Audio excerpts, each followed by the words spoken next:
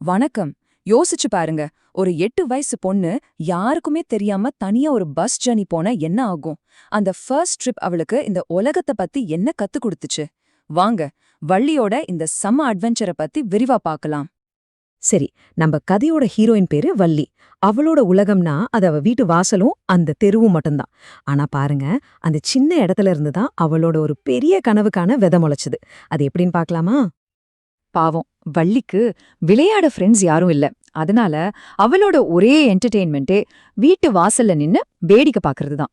அந்த தெருவுல நடக்கிற ஒவ்வொரு சின்ன விஷயமும் அவளுக்கு ஒரு புது உலகத்தையே காட்டுச்சு. இதான் நம்ம வள்ளி, 8 வயசு பொண்ணு. அவளுக்குள்ள எப்பவுமே ஒரு கேள்வி: நம்ம ஊரை தாண்டி வெளியில உலகம் எப்படி இருக்கும்? இந்த விஷயத்த தெரிஞ்சுக்கணுங்கிற ஆர்வம் அவளுக்குள்ள குழந்து விட்டு எரிஞ்சுக்கிட்டே இருந்துச்சு. அந்த கியூரியாசிட்டி தான் இந்த கதைக்கே ஆதாரம்.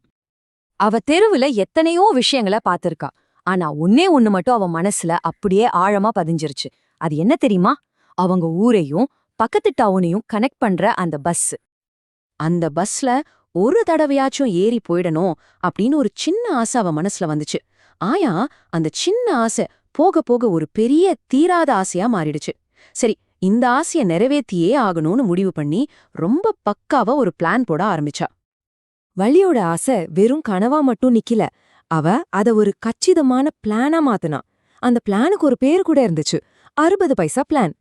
சும்மா சொல்லக்கூடாது, அவளே அவளோட அட்வென்ச்சர் ட்ரிப்க்கு ஒரு சீக்ரெட் ஏஜென்ட் மாதிரி மாறிட்டா.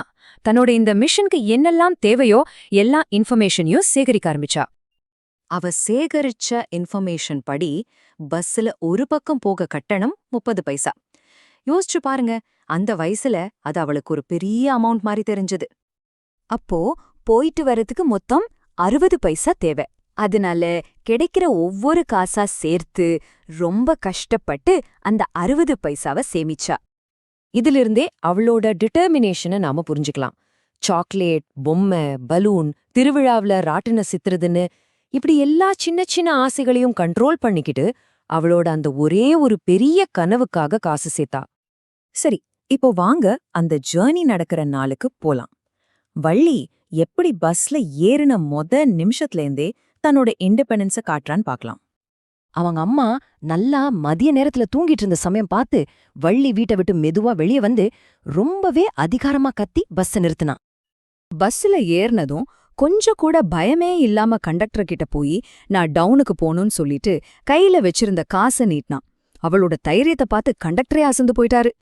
கண்டக்டர் அவளுக்கு ஹெல்ப் பண்ண கை கொடுத்தப்போ, பரவாயில்ல, நானே ஏறிக்குவேன், நீங்க எனக்கு உதவ வேணான்னு சொல்லிட்டா. அந்த நிமிஷத்துலயே இது அவளோட ஜர்னி, அவளோட ஃப்ரீடம்னு எல்லாருக்கும் புரிய வச்சுட்டா. கண்டக்டர் அவள ஒரு மாதிரி ஜாலியா மேடம்னு கூப்பிட்டாரு. ஆனா வள்ளிக்கு அது பிடிக்கல.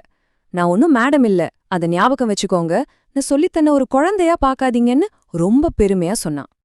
ஓகே, இப்போ வள்ளி அவளோட கிராமத்து தெருவை தாண்டி அவளோட அந்த ஃபர்ஸ்ட் ஜர்னில என்னெல்லாம் எக்ஸ்பீரியன்ஸ் பண்ணான்னு பார்க்கலாம் வாங்க. வள்ளிக்கு வெளிய நல்லா பார்க்கணும்னு ஆசை. உடனே ஷீட் மேல ஏறி நின்னுக்கிட்டா. வெளிய தெரிஞ்ச அந்த அட்டகாசமான புத்தம் புது காட்சிகளை அப்படியே கண்ணாலேயே குடிச்சா. இதுதான் வள்ளிக்கிட்ட இருந்த ஒரு செம்ம இன்ட்ரெஸ்டிங்கான கான்ட்ராஸ்ட். வெளியில பார்த்தா எல்லார்கிட்டயும் ஒரு பெரிய மனுஷ மாதிரி நடந்துகிட்டா. ஆனா அவளுக்குள்ள ஜன்னலுக்கு வெளியே தெரிஞ்ச அந்த உலகத்தை பார்த்து ஒரு குழந்தை மாதிரி அப்படியே ஆச்சரியத்துல மூழ்கி போனான். பஸ்ல சில பேர் அக்கறையா அவகிட்ட பேசினா கூட, நான் குழந்தை இல்ல சொல்றேன்ல, எனக்கு 8 வயசு ஆகுதுன்னு கொஞ்சம் எரிச்சலா சொல்லி தன்னையும் ஒரு ஃபெலோ பேசஞ்சரா மதிக்கணும்னு திரும்ப திரும்ப சொன்னான். சோ பஸ் டவுனுக்கு வந்துடுச்சு. ஆனா வள்ளியோட அட்வென்ச்சர் இதோட முடியல. உண்மைய சொல்லப்போனா அவ பிளானோட ரொம்ப முக்கியமான ஒரு பார்ட் இனிமேல் தான் வரப்போகுது. டவுன் வந்ததும் பஸ்ல இருந்த எல்லாரும் இறங்கிட்டாங்க. ஆனா வள்ளி மட்டும் அவ சீட்லயே உட்கார்ந்திருந்தா. கண்டக்டர் ஆச்சரியப்படுத்தி திரும்பி போறதுக்காக இன்னொரு 30 பைசாவை எடுத்து நீட்டினா. கண்டக்டர் அவகிட்ட ஊரெல்லாம் சுத்தி பார்க்கலையான்னு கேட்டாரு. அதுக்கு அவ, இல்ல ஒன்னும் பிரச்சனை இல்ல, சும்மா ஒரு பஸ் ரைட் போகணும்னு தோணுச்சு, அவ்வளவுதான் சொன்னா. ஏன்னா அவளோட நோக்கம் டவுனை சுத்தி பார்க்கறது இல்ல, அந்த பஸ் ஜேர்னிய என்ஜாய் பண்றது மட்டும்தான். யாருக்கும் தெரியாம அவ வீட்டுக்குள்ள நுழைஞ்சா. ஆனா இப்போ அவ பழைய வள்ளி இல்ல. நம்ம ஊரை தாண்டி வெளியில ஒரு பெரிய உலகம் இருக்குன்ற ஒரு ரகசியத்தை தெரிஞ்சுக்கிட்ட ஒரு புது வள்ளியா அவ திரும்பி வந்திருந்தா. வள்ளியோட இந்த சீக்ரெட் பஸ் ரைட் அவளுக்கு ஒரு பெரிய உலகத்தை அறிமுகப்படுத்தி வச்சது. இதுல இருந்து என்ன தெரியுதுன்னா, சில சமயம் நாம போற சின்ன சின்ன ஜேர்னி கூட நம்ம உலகத்தை பார்க்குற பார்வையை மொத்தமா மாத்திடும். இது அதுக்கு ஒரு அழகான ரிமைண்டர்.